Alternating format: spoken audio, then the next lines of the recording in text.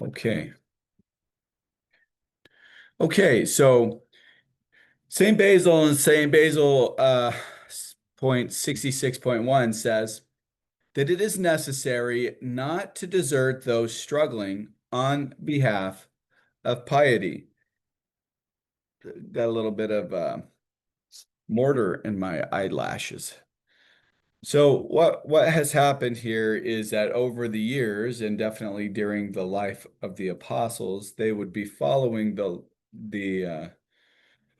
Lord and enter into persecution, and then those who were their comrades would sometimes desert them, or sometimes their priests or bishops would be doing the work of the Lord, but because the pressure got hot and the society was not very happy with what they were saying, then some of the followers of Christ who were close supporters of these servants of God would then become fair weather friends and leave their leader or apostles hanging.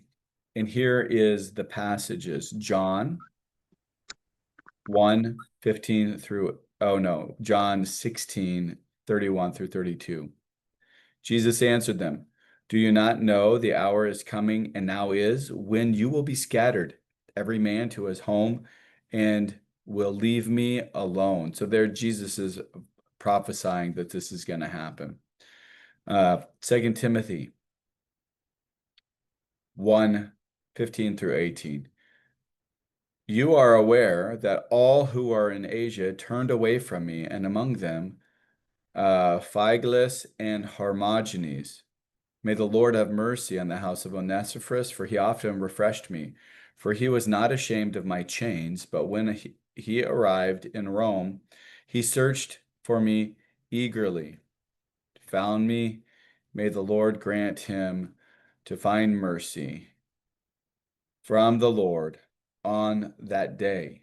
And you well know all the service he rendered at Ephesus.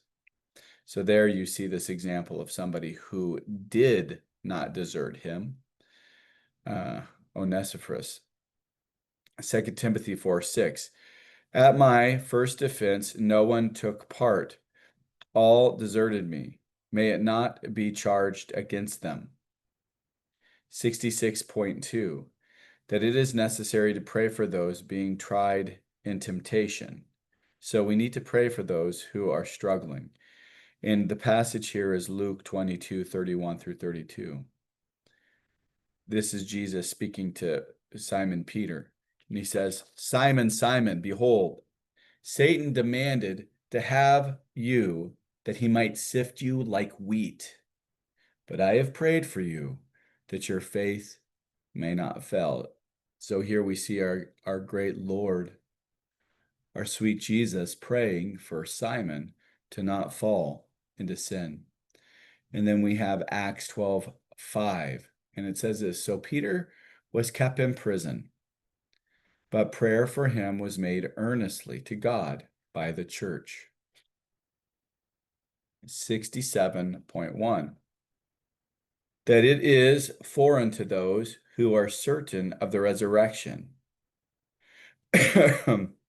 of the dead to be grieved over those who have fallen asleep. So what this teaching of St. Basil is that, look, when we have a loved one who has lived a righteous life and is certain of the resurrection, we don't need to grieve when they die because we know that they're going to be raised up on the last day. And our passage here is Luke 23, verses 27 through 28, and it says this: And there followed him a great multitude of people and of women who bewailed and lamented him. This is when Jesus is on the way to the cross.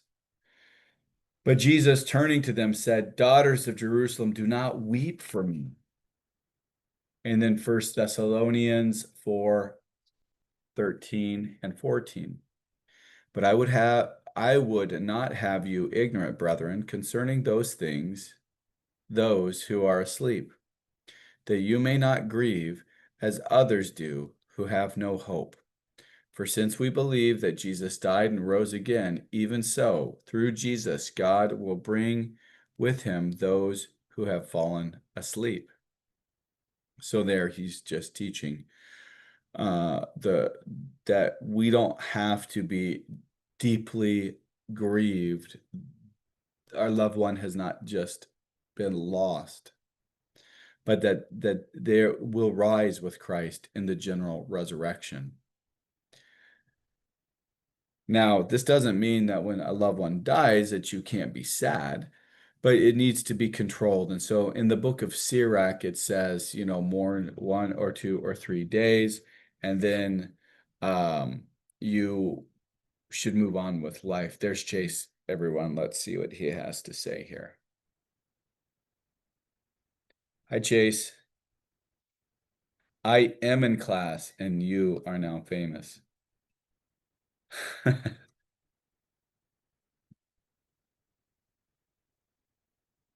hmm How did it go?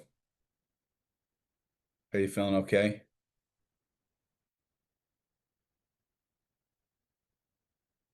This You still dizzy? Okay. Yep. Okay.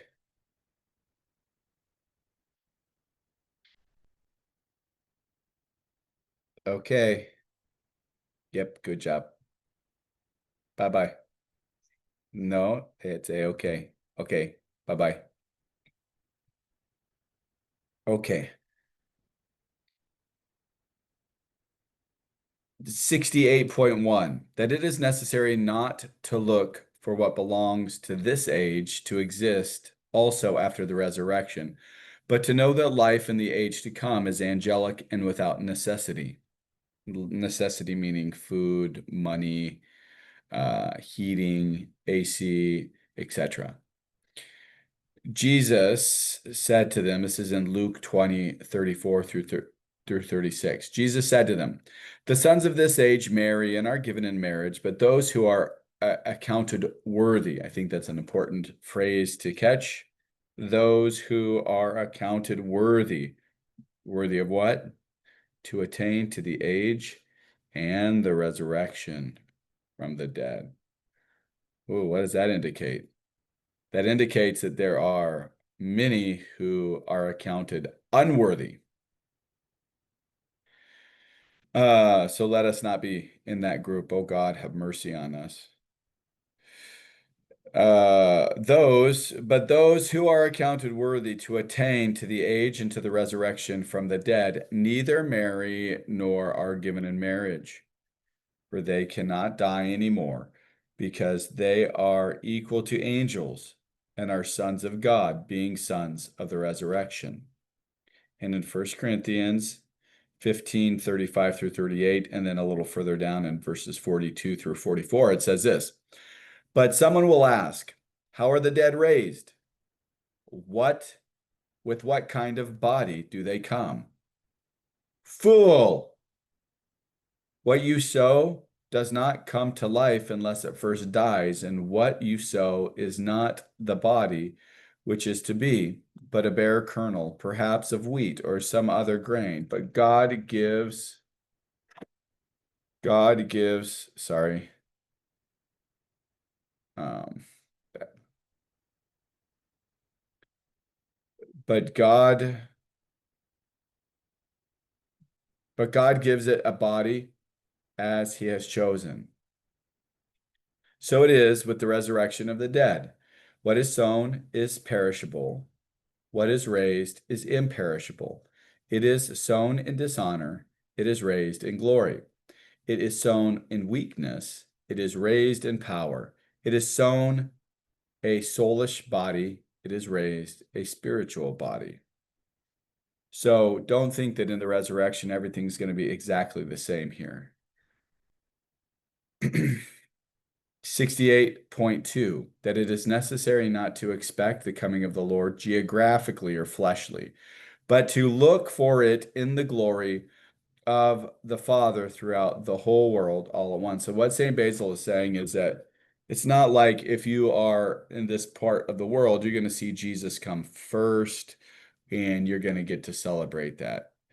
Everybody in the whole world is going to see Jesus all at once when he starts coming back. How that happens, I don't really know, but this is what St. Basil is saying, and it's taught here in these scriptures. Matthew 24:23-24. Then if anyone says to you, "Lo, here is the Christ," or "there he is," do not believe it. For false Christs and false prophets will arise and show great signs and wonders, so as to lead astray, if possible, even the elect.